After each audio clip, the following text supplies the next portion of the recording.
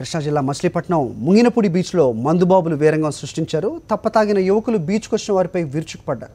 మహిళలతో అసభ్యంగా ప్రవర్తించారు. ఎదురు తిరిగిన కుటుంబ సభ్యులపై దాడికి దిగారు. స్థానికులు ఇచ్చిన సమాచారంతో పోలీసులు మందుబాబుల్ని అరెస్ట్ చేశారు.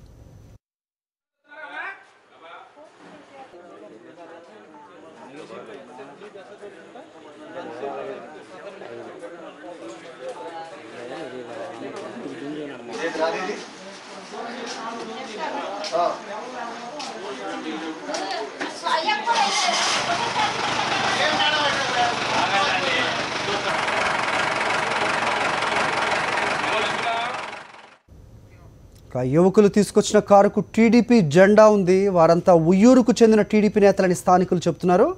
బాధ్యతగా ఉండాల్సిన అధికార పార్టీ నేతలు ఇలా రౌడీలా ప్రవర్తించడం ఏంటనే విమర్శలు వినిపిస్తున్నాయి.